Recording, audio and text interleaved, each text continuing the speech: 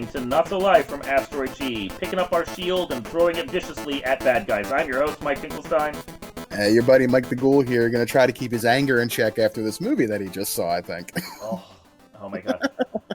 Captain America 4, which I was eager for like 2 or 3 years ago when they first announced it, but now that it's out as Captain America Brave New World, I kind of wish they hadn't. I know you and I are on a slight bit divide on here, and I want to try and get your take first because I've already written 4 fucking articles on this stupid movie, and I need a fresh perspective on it, so you go ahead. Okay, so let me get out of the way that the plot was just the plot was weak for the most part. I didn't get it. It was your typical, bad guy tricks good guy into good guys fighting each other kind of thing, whatever.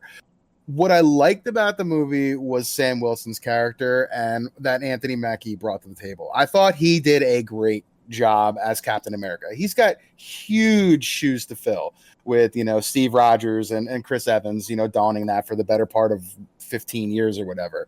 It's not easy to pick up from a franchise where you had this person that was this iconic character and give it to somebody else.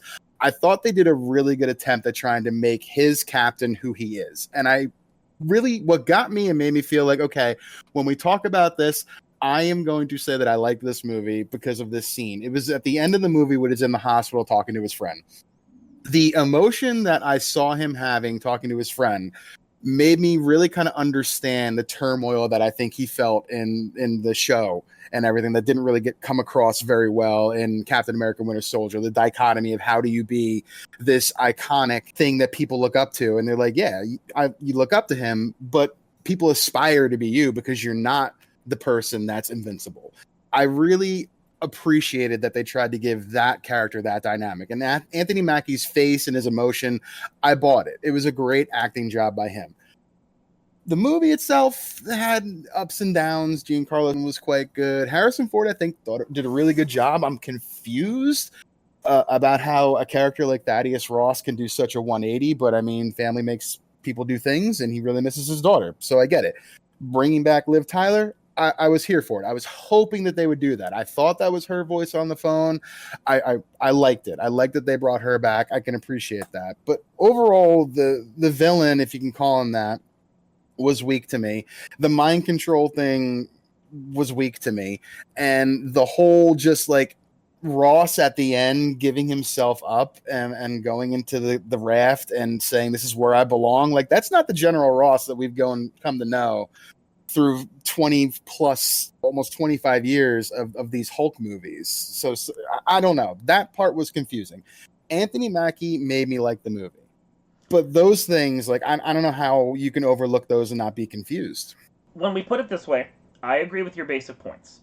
Mm-hmm. I think Anthony Mackie absolutely kills it in the role of Falcon and now Captain America. And I think the moments where it touches upon the idea that he needs to be not just a figure of hope, but a figure of inspiration, that is really good. Steve Rogers just walked into it and just took the job and became Captain America out of his innate goodness. Yeah. This is a role that Sam Wilson has inherited, and he needs to figure out his way to become Captain America. And I think that's a great plot line. I think it's solid. Yeah. I think we already got that plot line in The Falcon and the Winter Soldier, and I kind of felt like we were rehashing it a little bit here. It wouldn't have felt like a rehash if he had the conversation with people outside of the new Falcon and Bucky. Both of which felt like those were scenes they just kind of filmed on the side and inserted in later because they're like, wait, he doesn't have a character arc in this movie. Yeah. That's fair. That's fair. Yeah. That was a cool scene with him and Bucky, though. I was wondering who was going to walk in, and I was like, oh, all right, Bucky, I'm in. All of that would have been great if it was in a movie that was more focused just on Sam Wilson, because I said in one of my articles, I felt like maybe he should have gone and inspired some people as just a street level dude. Maybe not go to a after school thing or a community center or something. You don't want to just be he's black, he needs to go to a black neighborhood. That doesn't you don't have to do. I mean, you could do it, and it's Disney. He's out there shooting hoops with the kids after school, something dumb like that, stereotypical, kind of whatever. If the villain of the movie was a bunch of dudes that he'd been counseling who decide to go rogue and do their own terrorist cell for money or to strike back against America or something. That would Mhm.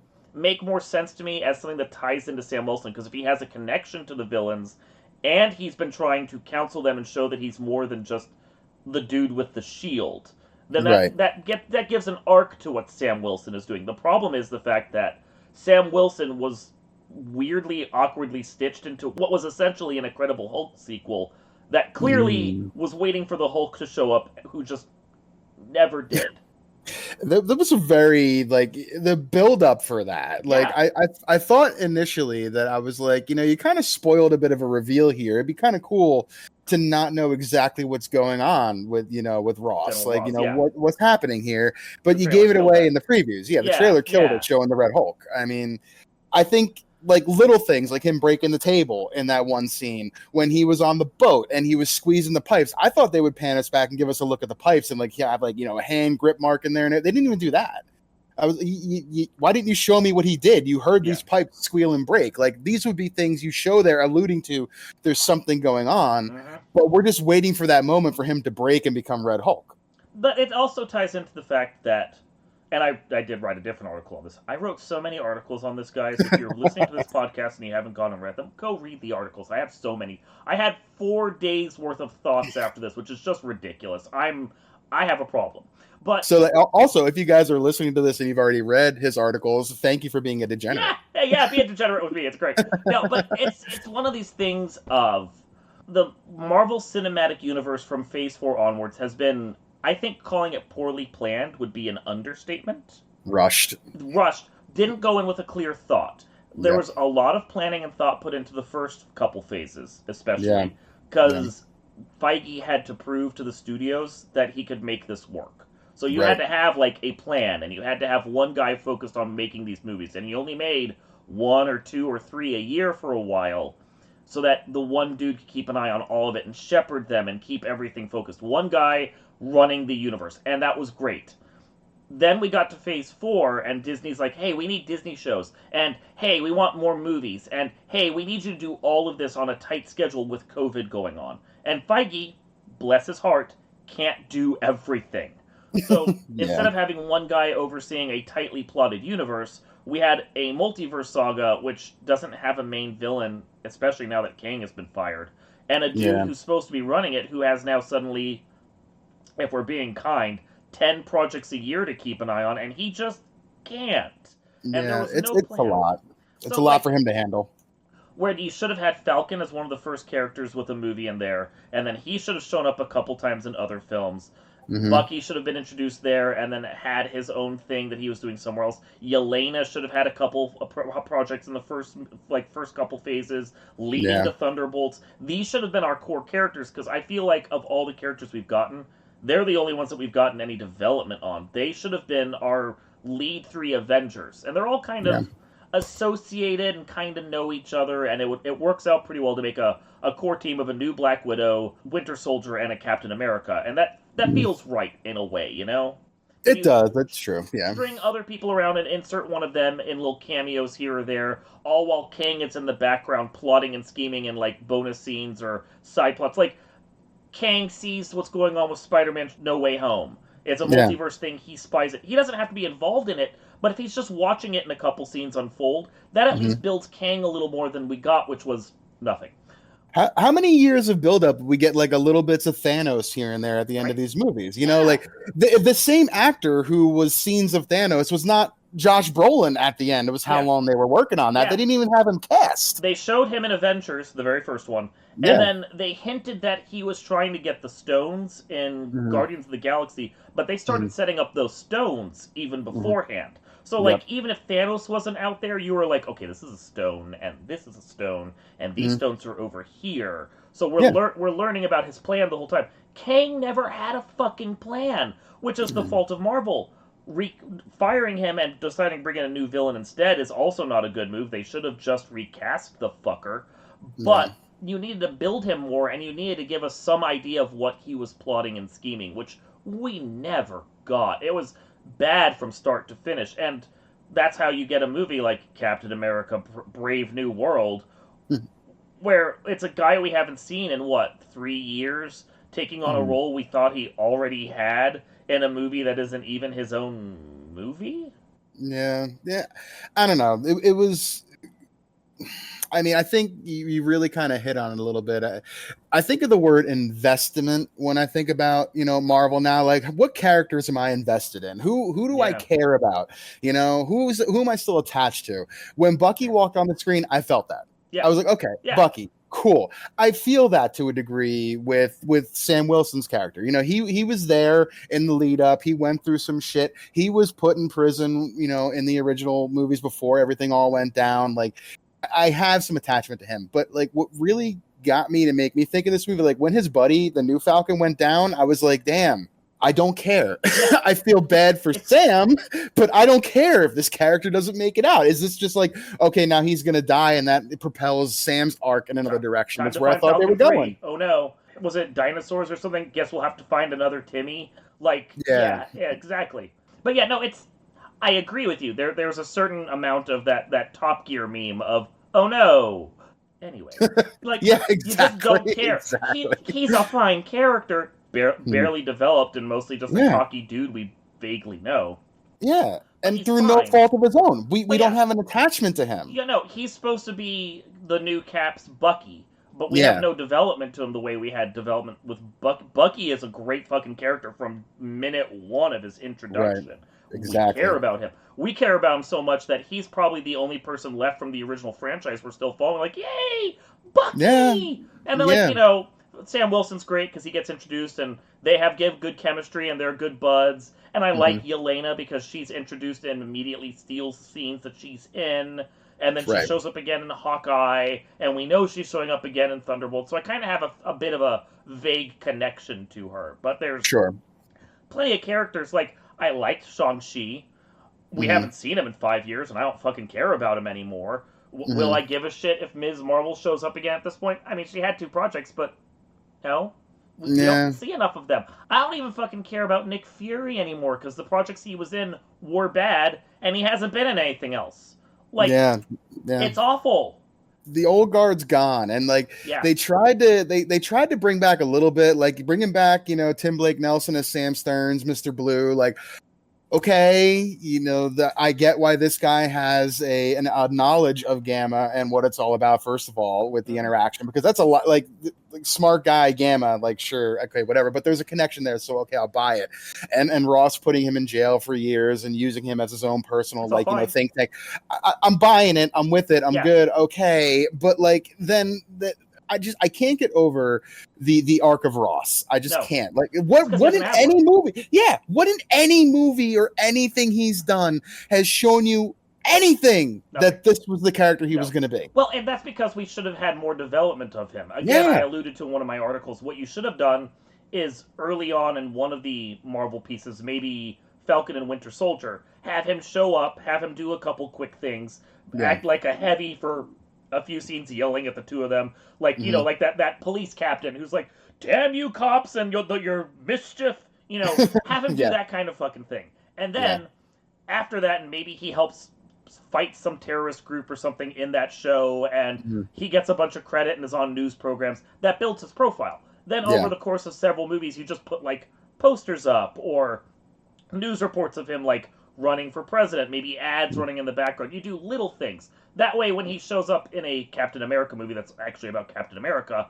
he can be president and have a little more progress to his arc. And then that way, when he shows up in an actual fucking Hulk movie that's about the Hulk, like the Red Hulk and leader plotline should have actually been about, then there's development for him to be Red Hulk, because we've seen him for the last 4 years. They literally did this in the movie with Bucky. Literally did it. Yeah. And they didn't do it with the main character of the movie. Yeah, they're doing the right thing with Bucky about this, and they can't do it for actual villain Ross. It's because they weren't thinking about it. They just decided to throw it in last minute. Yeah, and they're like they throw him in there right away. It's like, oh, he wins the presidency. Okay, interesting. I thought he was like campaigning or whatever, and they were going to set it up. Okay, no, he's president right away. Okay, here we go. And then fast forward 5 months, and my first 100-day thing and all that, which is relevant to what's going on now. So I get why that has come out, and I'm throwing that little Easter egg in there for people. But the whole movie you just believe that like this guy is just he's changed, he's troubled, even though he's shown zero any kind of remorse for anything he's done. He's always has the country's best interest in mind. So like I kind of get that in his own twisted way. But this guy who is just essentially a villain throughout every Marvel interaction he's ever had is now portrayed as this guy trying to bring people together and bring peace. It doesn't work. It just doesn't work for me. You need an arc for him to get to this point, which is a good end to the arc. There's no bridge connecting that to this. No, none at all. It's one part of a story that should have been multi-part, not the end part. And it doesn't work. Like Betty, I'm fine with Betty showing up the way she does. It would have been better if she showed up in a movie with her ex-boyfriend. Like every time I come back to it, I'm like, I get the fact that the Hulk can't be in a Hulk movie with the way that Universal's licensing was up. I don't know if that still applies anymore because it's been 17 years. But the Hollywood contracts are weird, and I don't know exactly what the terms were. I'm not a Hollywood lawyer, and Marvel doesn't talk to me about this shit. But if there's, for some reason, the Hulk can't be in a Hulk movie named a Hulk movie, like, he showed up in Thor Ragnarok and shit, and that was fine. He was basically the lead. But if he's not allowed to be in a movie that's named the Hulk, then you need a movie that actually works for him. And, like, the thing that I discussed was maybe put him in a Black Widow movie where he's working with her against the leader, because Black Widow fighting against leader kind of makes more sense, just in a way. Like, she's counter-ops, he's counter-ops, it works. Plus, she has a connection to him through her sister, so, like, all of that together makes a certain amount of sense. It doesn't make sense to have Falcon in this movie with a random Black Widow that isn't Yelena or someone we know, just some random, like, Israeli soldier that's also a Black Widow who's now suddenly working secure. Like, again, they glossed over that, man, by the way. Why not just use Yelena? If you're going to do this movie, I would have cared a modicum more if it was Yelena in here than some random girl. Like, I don't get that. Like, again and again, throughout this movie, dumb shit happens. If Yelena's in there doing these scenes with Sam Wilson, I'm suddenly more invested in it because it feels like this is a Sam Wilson plotline and not just him randomly in a Hulk plotline. I don't like it's a tight balance, and it wouldn't have taken much to at least justify him being here, but it would have been a lot easier to just not have him here and have some other character that Hulk can co-star with, so you can have the damn Hulk movie you wanted all along. Yeah, that's a really good way to put it. This was a Hulk movie and a Captain America bow. Is kind of the way it was all put together. Like, you're waiting for the Hulk the entire movie, and you get a side arc of Captain America the whole time. Now I'm into that side arc. I bought that story. I like Sam Wilson. I like him as Cap. But the whole movie was just a build up to this 4 minutes of action of Hulk. We see Hulk smash, and then it's over. Yeah, and like, I'm sorry. I like I like his adamantium wings. I think Sam Wilson's very cool. There is no way in hell he stands up for 4 minutes against a Hulk. There's just no way. Dude without super serum somehow magically stands up against a Hulk and gets up after taking a punch, like even to the wings, taking a punch. I don't buy it. I like Sam Wilson. I think Anthony Mackie's great. He sells the shit out of it as best as he can. The movie can't sell it. Yeah, I was very confused with them fighting there at the end, and like he puts his wings down, the vibranium wings, and they're absorbing, and like he can even tell, like, oh, this is not going well because they're interacting in a way that I don't think is good. You can notice him doing that. But when Hulk is on top of him and he's punching, even if he is hitting the wings and the shield, he is going to shatter every bone in Anthony Mackie's body. There's a certain amount of, I understand this thing blots out pressure, or like pressure and violence. It can only do so much. You're still going to get smashed into you. Like, no. Yeah. There has been one thing that we have seen in this entire Marvel history that Hulk can't do, and that's lift Mjolnir. Everything else is no problem for him. Yeah, no. It's when you fight a Hulk, you bring in a Hulk. Hulk beats Hulk. What If even proved that. That show showed that if you have a Hulk that goes bad, you basically need to build Jaegers from Pacific Rim to even have a chance, and you still lose. Yeah. So, it's like the movie couldn't really justify its existence, and it had the wrong characters in key roles. And whatever else you do with that, there's no way to fix that without rewriting almost the entire universe leading up to it. Yeah, and Yeah. I think it would have been better if when he does transform that like not that make him like an old or feeble looking Hulk, but I mean dude looks shredded like he was ready to go. And Harrison Ford's older and Thaddeus Ross is old and like I get it, like Gamma, Yeah. whatever. But like if even you give him gray hair, give him a little bit of stubble, give him something to make it look like Sam has a chance.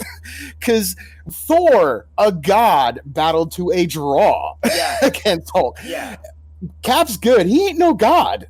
And there's nothing in the movie that establishes for us that Red Hulk is any less of a beast than Right. Green Hulk. So we have to take the power level that we know. If Red Hulk is weaker, we need to be shown that. But when Red Hulk hasn't even expressed himself and he's basically destroying parts of a Navy ship out of anger, when Red Hulk shows up, Red Hulk is going to be a monster, and we don't see that.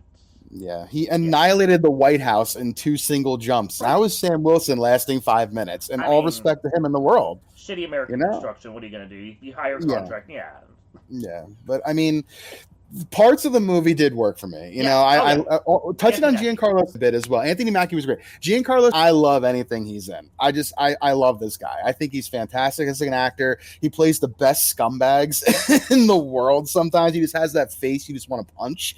And the fighting scenes between him and Anthony Mackie, and him kind of like taunting him, I can't wait to kill Captain America. Like you ain't Steve Rogers kind of thing. Like I liked that dynamic and the whole them going to him at the end, almost like the Hannibal Lecter, let me go to the source of the evil to figure out how to think like the evil kind of thing to get some answers. Like I like that. Again, it's been done, but I dug their interaction between the two of them. There were some good points in there. I mean, there was some. I wish he was the main villain of a movie as opposed to thought he was. side guy. He's just kind of stitched in there in reshoots. He wasn't even meant to be the villain, but then they just kind of added him, and you can feel it.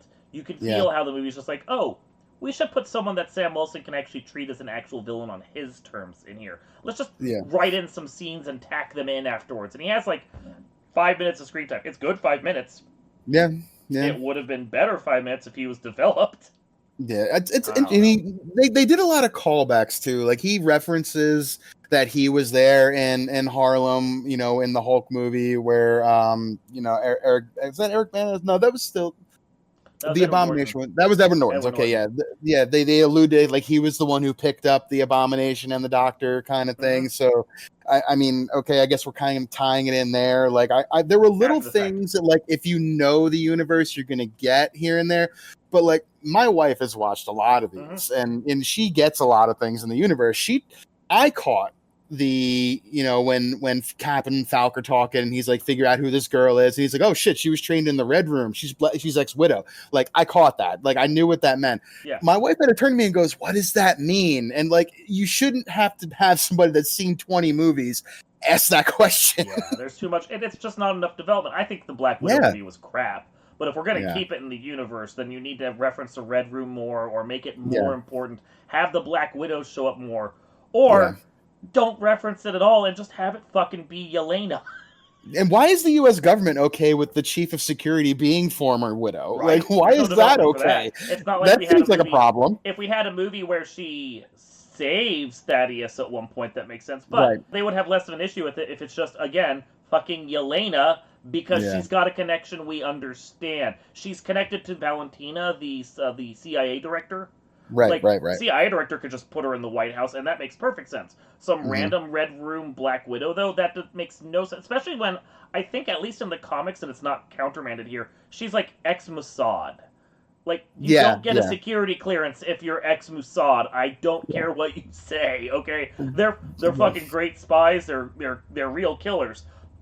You hire her as a private contractor, sure. You don't put her in the White House. Yeah. You don't bring them in. You don't let them know everything. No, because you don't know where their allegiance lies. Yeah, and that's the whole point, and that's why they're great at what they do. Yeah. So, I mean, I don't know. I want some more good points. I want to.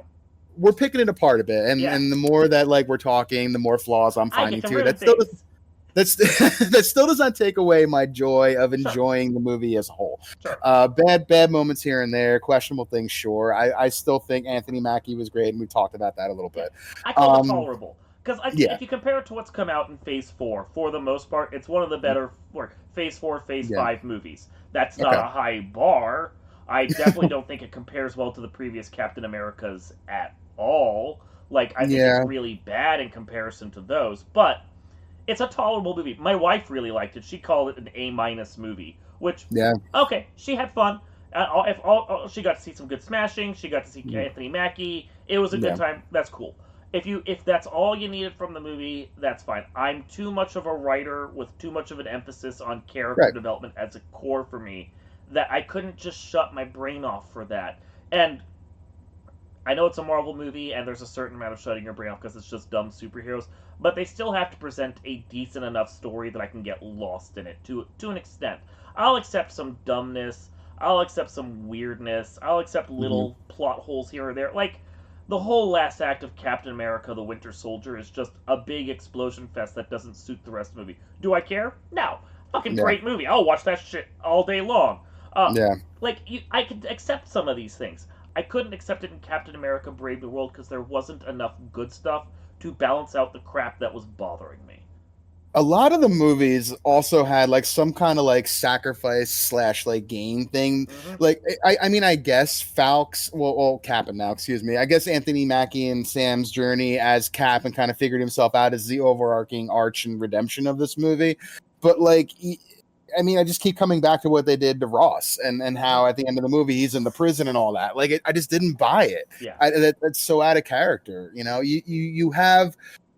You hit it really on the head. There's the buildup of that moment that should be impactful. Yeah. Seeing him in prison, oh, you know, that's the him putting himself there. Like if you know the franchise and you followed since the really bad, you know, Ang Lee fucking movies back in the day for Hulk, then like you kind of get what's going on. You get why this is kind of big for Ross. But all you saw in this movie was Harrison Ford just like taking one for the team, I guess, for a character that has not shown anything like this. Doesn't suit him.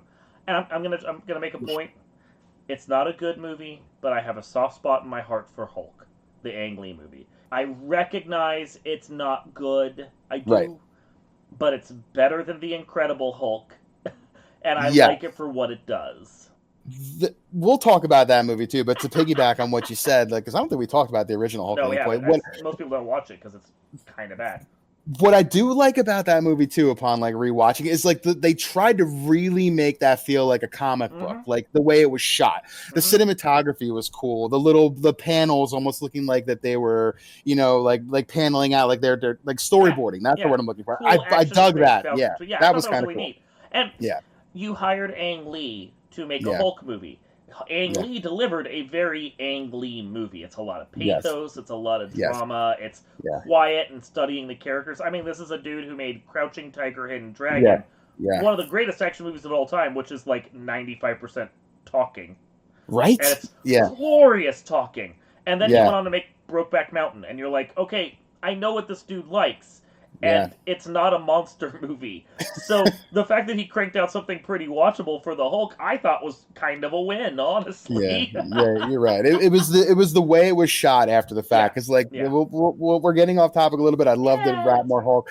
I love the Ratmore Hulk at some other point. But the villain in that movie was poor. The bad CIA agent guy who had this thing against him because I guess he had a crush on the daughter was stupid. But I liked Eric Bana as Bruce Banner. I liked that. I can't remember who played Betty in that movie. The chick from Labyrinth and Dark City and some other shit that I haven't watched.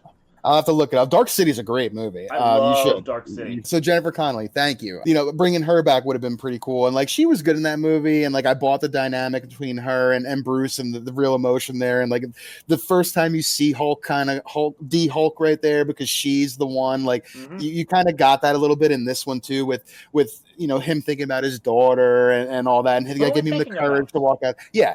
Give him the courage to walk out there. She needed to walk out in that scene, like magically just be there. Have the fucking Black Widow chick pull her up in a car, and have her like Captain America talking him down is good, and I think that's core to Sam Wilson's character as like a counselor. But it should have then had as the like the denouement to that than like have her come out afterwards and be like the cap on it, you know?